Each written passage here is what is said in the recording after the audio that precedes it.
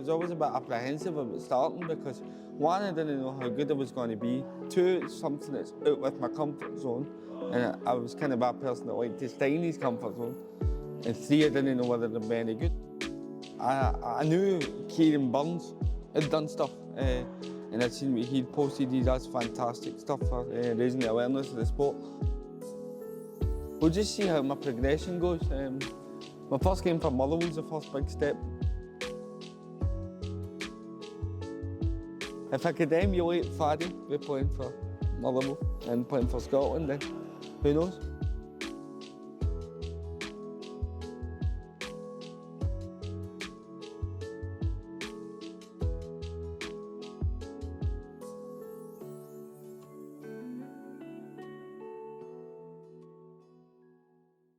So the sport's been going 12 years here in Scotland. The SPFA started in 2015, so we're going into our 8th year. So who can remember, what did we work on last week? I know. Josh? Was that agility? You've done a bit of agility with Stewart, weren't you, to start with? What did you end up doing after that? What did we go into? A match, we played a game, didn't we? Who can tell me what are some of the rules of our game? What were we trying to work on last week? You don't touch the... Sorry? You don't touch the red stuff, go. Yep, we were trying not to go in the box. Good. It was teamwork. So that was the first time you guys got to try a game. So we're trying to work on working together as a team. Talking, communicating. You'd never done it before until you came along for the first time, so you're going to have those nerves, good nerves.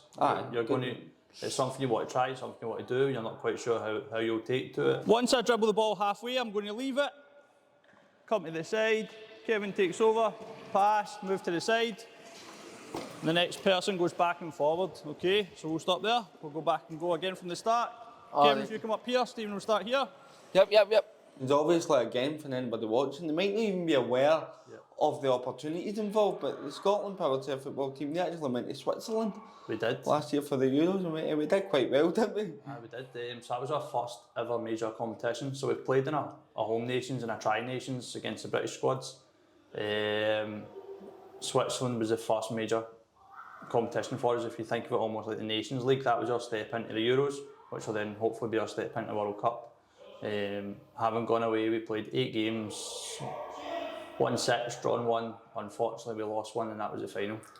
But the guys, by finishing top 3, we qualified for the Euros in 2025. So to have that step, like you say, with the national team already, like 8 years as an association, we run that as well, and we've got the support of the Scottish FA behind us for it. We've got a development side as well for future international, maybe youth players that we think will make the next step up. So there's so many different leagues. There's Development League, Premiership, Championship, Scottish Cup, League Cup, International Development Team, First Team. So there's a pathway there for anyone looking to come in and play.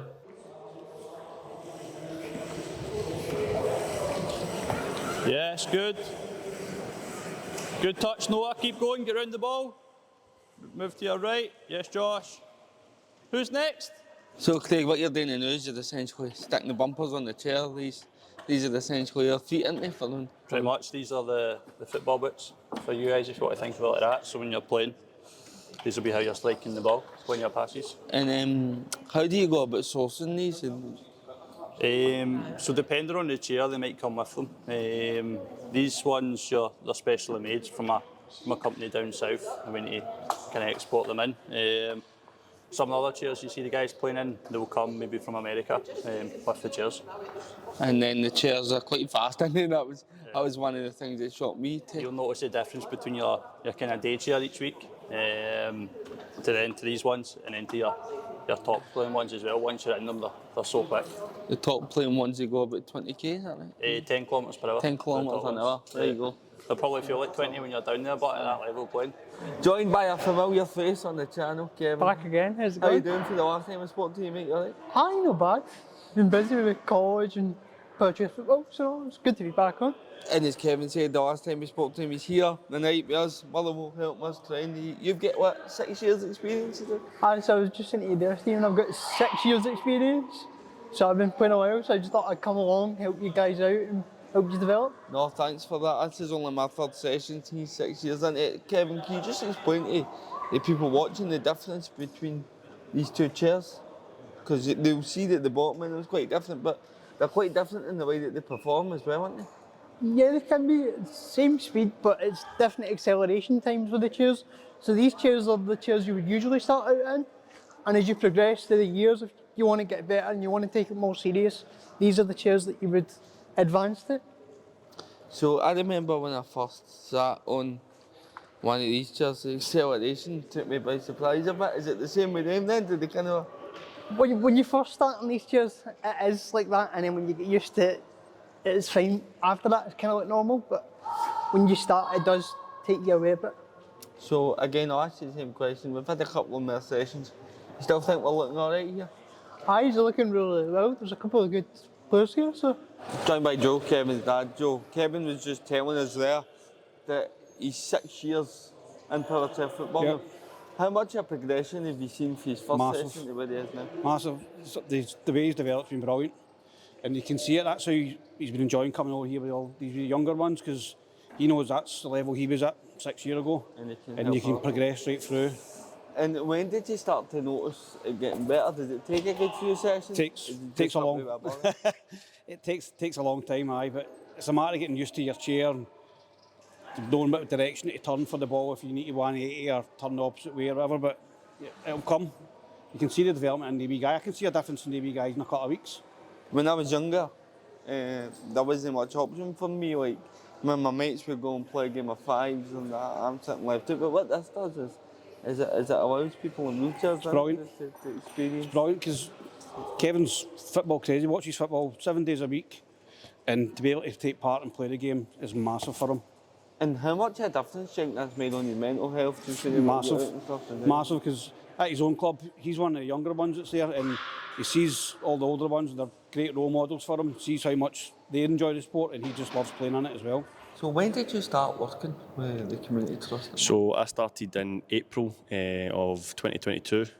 So I've been here about 8-9 months now. How much did you know about Powerchair football before? I knew very, very little until my first conversation and meeting with Craig from the Scottish Powerchair Football Association. We had a meeting with him, sat down, explained the rules, showed us a couple of clips of the game, and it just looked amazing. It looked like something that Mullow should be a part of, and that was round about June, July time we had that initial conversation.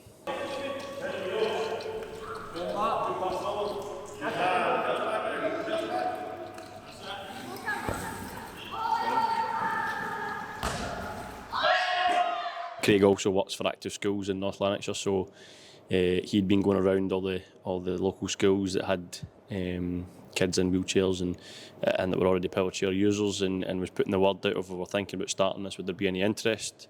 So that got the ball really starting rolling, and then it got down to the final details of finding a venue to train in, setting up a place for Powerchair to kick off for us, and then finally, round about October, November time, we finally got the green light with a venue to go ahead, and we got it started. Put a name on it. Josh next. Good. Ross, just come back a bit. There you go, Kevin. Yes, Matthew. Good touch. Noah's next. So at any point you see it coming, you'll be able to jump in as well, all right? You might need to keep your hand on the controller so you're good to go. Sorry, Kev, man. Come in a wee bit closer. How are you finding it so far? Aye, sorry, it's just trying to get the timing and the power. I think that's only our third session. It's about getting the timing and the power through the ball. It's a lot of hand-eye coordination, so it's just trying to get that right. But I'm sure that'll come with practice. What I've tried today in the middle of this session is I started at 5, which is 10 kilometres per hour. I've tried to turn it down just so I can get the timing a bit more right. So we'll see if that works getting into the rest of the session. It was a wee bit more complex than just finding a normal venue, so you have to have a venue that's got changing facilities and disabled access that's very close to where the actual hall is. Other places that we've seen, the hall's in a good location, but then disabled toilets and all that are further away. Same with the disabled car park and access. It was different. It was further away. Things that you don't really think about until you're going to go and do it. Where we've been lucky here at Braidhurst, we've got an isolated car park that's less than 100 yards from the hall. We've got disabled toilets and changing 10 feet away from the hall as well, and it's really quite lucky we've got this facility to use. And how much of a difference do you think it makes, particularly for the younger people that come? Because when I was growing up, my mates would go and play football at fives and stuff like that. And I mentioned that in the video that was shot with SFA, that I sometimes could feel like that's when the disability would hit you. I think it makes a massive difference. So there's quite a few younger ones in just now who have never been able to participate in PE properly because they're in a mainstream school. They've never had the rush of being part of a team sport as such. They've been part of other sports, but it's all individual. And I think it makes a massive difference. And as well, they've never got that camaraderie of being part of a team and got to have that real team bond and team spirit, which you're now starting to see. And they've been here for about 5-6 weeks. We're now starting to see these relationships form, a wee bit of banter between them all, and as well the competition between other boys and guys that are in the team. It's really good to see. And how do you think your team's looking so far? I think we're getting there. If we can stop you crashing into everybody, it'd be a major step forward. But no, for a team that's only been together about 5-6 weeks, I'm just excited to see where this can take us. Yes, that's you. Now done, Ross.